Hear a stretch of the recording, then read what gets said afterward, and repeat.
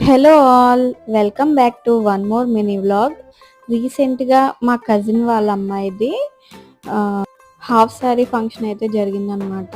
Half sari function ముందు రోజు ఇలా హల్దీ అయితే పెట్టుకున్నారు.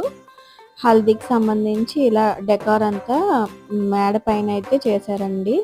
చాలా బాగా జరిగింది. హల్దీ కానీ ఫంక్షన్ కానీ అంతా చాలా చాలా బాగా జరిగింది.